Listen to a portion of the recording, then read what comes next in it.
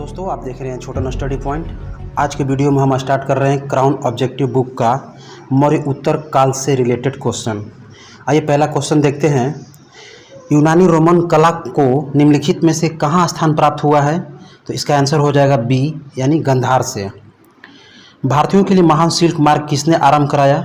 तो इसका आंसर होगा ए यानी कनिष्क ने। निम्नलिखित में से किस मूर्ति कला में सदैव हरित अस्तरित चट्टान यानी शिस्ट का प्रयोग माध्यम के रूप में होता था? तो तीसरा का आंसर हो जाएगा आपका डी यानी गंधार मूर्ति कला से।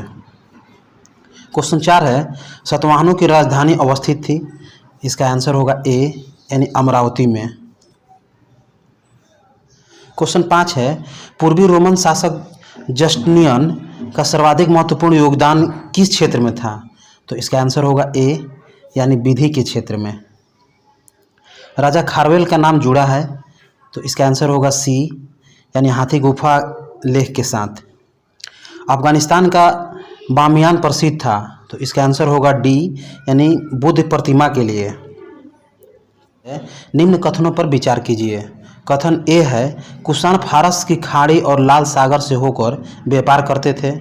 कारण आर, उनकी सुसंगठित नौसेना उच्च कोटि की थी। तो 8 का आंसर हो जाएगा आपका बी यानी दोनों ए और आर सही है तथा आर ए की सही व्याख्या नहीं है। क्वेश्चन 9 है, निम्नलिखित राजाओं में से किसका जैन धर्म के प्रति भारी झुकाव था? तो इसका आंसर होगा सी यानी खारवेल का। क्वेश्चन 10 है, गंधार कला शैली एक संश्लेषण है?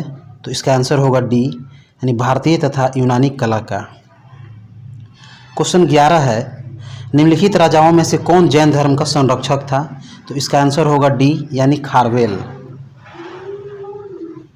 क्वेश्चन 12 है, प्राचीन काल के भारत पर आक्रमणों के संबंध में निम्नलिखित में से कौन सा एक सही कालानुक्रम है? तो आपका 12 का आंसर हो जाएगा ए यानी यूनानी, शक और कुषाण। क्वेश्चन 13 है, कलिंग नरेश खारवेल निम्न में से किस वंश से संबंधित है? तो इसका आंसर हो जाएगा ए यानी चेदी वंश से। जो कला शैली भारतीय एवं यूनानी ग्रीक आकृति का सम्मिश्रण है उसे कहते हैं? तो इसका आंसर होगा सी यानी गंधार। निम्न राजवंशों में सबसे पुराना राजवंश था? तो इसका आंसर होगा डी यानी सातवाहन। क्वेश्चन 16 है, निम्नलिखित शासकों में किसके लिए एका ब्राह्मण प्रयुक्त हुआ है? तो इसका आंसर होगा सी यानी गौतमीपुत्र सातकर्णी। क्वेश्चन 17, आंध्र सातवाहन राजाओं की सबसे लंबी सूची किस पुराण में मिलती है? तो इसका आंसर होगा सी यानी मत्स्य पुराण में। क्वेश्चन 18 है, उत्तरी तथा उत्तरी पश्चिम भारत में सर्वाधिक संख्या में तांबे के सिक्कों को जारी किया जाता था?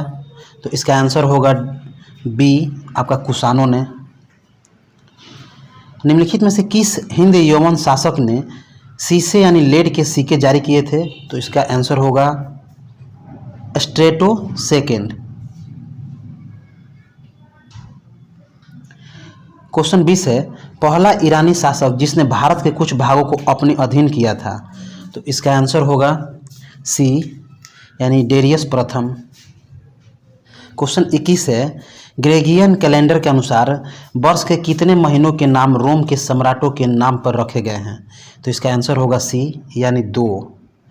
द्वितीय सदी ईसा पूर्व में कागज बनाने की कला को किसने खोजा? तो इसका आंसर होगा ए यानी चीनियों ने। क्वेश्चन 23 है, कला की गंधार शैली निम्न समय में फली फूली? इसका आंसर होगा ए यानी कुषाणों के समय में। क्वेश्चन 24 है, निम्नलिखित में से कनिष्क के समकालीन कौन थे? तो इसका आंसर होगा बी यानी नागार्जुन, अश्वघोष, वसुमित्र। क्वेश्चन 25 है, बिना बेगार के किसने सुदर्शन झील का जीर्णोद्धार कराया? तो इसका आंसर होगा आपका डी यानी रुद्रदामन प्रथम ने। निम्नलिखित युग्मों में से कौन सा एक सही सुमेलित है? तो 26 का आंसर हो जाएगा आपका बी यानी कुषाण जो है गंधार कला शैली का। क्वेश्चन 27 है, प्राचीन भारत में निम्न में से किस एक ने नियमित रूप से सोने के सिक्के चलाए? तो 27 का आंसर होगा आपका सी यानी कुषाण ने। क्वेश्चन 28 है, शक संवत कब प्रारंभ किया गया? तो इसका आंसर होगा बी यानी 78 ईस्वी में। क्वेश्चन 29 है, अशोक किसका समकालीन था? तो इसका आंसर होगा सी यानी कनिष्क का। निम्नलिखित में से कौन सही सुमेलित नहीं है? सूची 1 में राजवंश दिया है और सूची 2 में सिक्कों की धातुएं दिया है। तो 30 का आंसर हो जाएगा आपका सी यानी सातवाहन। ये आपका स्वर्ण, ये आपका गलत है, बाकी सभी सही हैं।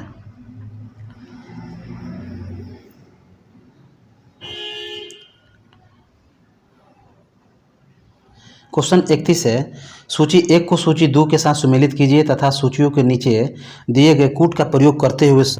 क्वेश्चन 31 है, सूची 1 को सूची 2 के साथ सुमेलित कीजिए तथा सूचियों के नीचे दिए गए कूट का प्रयोग करते हुए सही उत्तर को चुनिए। सूची 1 में दिया है शासक और सूची 2 में दिया है उसके उपाधि, यानी अशोक का हो जाएगा आपका प्रियदर्शी और कनिष्क का हो जाएगा आपका महेंद्रदत्तीय और खारवेल का हो जाएगा कलिंग चक्रवर्ती और कुमारगुप्त का हो जाएगा विक्रमादित्य। दोस्तों इस ऑप्शन में आपका गलत दिया है, इसको मिला लेंगे। चलिए नेक्स्ट देखते हैं। क्वेश्चन 32 है, सिमुक निम्न वंशों में से किसका संस्थापक था?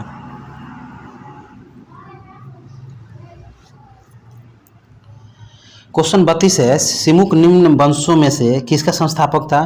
तो इसका आंसर होगा डी यानी सातवाहन का। क्वेश्चन 33 है, शक सनोत पर आधारित राष्ट्रीय पंचांग यानी कैलेंडर का एक चैत्र ग्रेगियन कैलेंडर पर आधारित 365 दिन के सामान्य वर्ष की निम्नलिखित तिथियों में से किस एक से तदनुरूप है? तो 33 का आंसर हो जाएगा आपका ए यानी 22 मार्च अथवा 21 मार्च। क्वेश्चन 34 है, निम्नलिखित में से किस शासन को सर्वप्रथम सोने के सिक्के जारी करने का श्रेय दिया जाता है? तो 34 का आंसर हो जाएगा आपका बी यानी बिम कड़फिसेस को। कुषाण काल में सबसे अधिक विकास किस क्षेत्र में हुआ था? तो इसका आंसर होगा डी यानी वास्तुकला में। क्वेश्चन 36 है, मिलिंद पन्हो क्या है? तो इसका आंसर होगा डी यानी बौद्ध मठ। 37 है, काव्य शैली का प्राचीनतम नमूना किसके अभिलेख में मिलता है? तो इसका आंसर हो जाएगा ए यानी काठियावाड़ के रुद्रदामन के। विक्रम संवत कब से प्रारंभ हुआ? तो इसका आंसर होगा बी यानी 57 ईसा पूर्व में। निम्नलिखित में से कौन सा शहर वर्ण व्यवस्था का रक्षक कहा जाता है? तो इसका आंसर होगा बी यानी खारवले। 39 का क्वेश्चन 39 है, निम्नलिखित में से कौन सा शासक वर्ण व्यवस्था का रक्षक कहा जाता है? तो इसका आंसर हो जाएगा बी यानी खारवेल। क्वेश्चन 40 है, कुषाण शासक कनिष्क का राज्याभिषेक किस सन में हुआ था? तो इसका आंसर होगा डी यानी 78 एडी में। क्वेश्चन 41 है, शुंग वंश के बाद किस वंश ने भारत पर राज किया? तो इसका आंसर होगा सी यानी कण्व वंश ने। विक्रम एवं शक संवतों में कितना अंतर यानी वर्षों का है? तो इसका आंसर होगा सी यानी 135 वर्ष का। किस अभिलेख में रुद्रदामन प्रथम की विभिन्न उपलब्धियां वर्णित है? तो इसका आंसर होगा ए यानी जूनागढ़। क्वेश्चन 43 है, किस अभिलेख में रुद्रदामन प्रथम की विभिन्न उपलब्धियां वर्णित है? तो इसका आंसर होगा ए यानी जूनागढ़। क्वेश्चन 44 है, निम्न में से किस वंश के साम्राज्य की सीमाएं भारत के बाहर तक फैली हुई थी? तो इसका आंसर होगा सी यानी कुषाण वंश। किस चीनी जनरल ने कनिष्क को हराया था? तो इसका आंसर होगा ए यानी पान चाउ ने। क्वेश्चन 46 है, कनिष्क के समकालीन निम्नलिखित नामों का अध्ययन करें तथा निम्नलिखित उत्तर कोड के अनुसार अपना उत्तर इंगित करें। पहला है अशोघोष, दूसरा है वसुमित्र और तीसरा है कालिदास और चौथा है कंबन। तो 46 का आंसर हो जाएगा आपका सी यानी 1 और 2 यानी अशोघोष और वसुमित्र। 47 है, निम्नलिखित में से कौन सा एक अन्य तीनों के समसामयिक नहीं था? तो इसका आंसर होगा सी यानी मिलिंद। मौर्य के बाद दक्षिण भारत में सबसे प्रभावशाली राज्य था? तो 48 का आंसर हो जाएगा ए यानी सातवाहन का। क्वेश्चन 49 है, बुद्ध का किसके सिक्कों पर अंकन हुआ है? तो इसका आंसर हो जाएगा बी यानी कनिष्क के।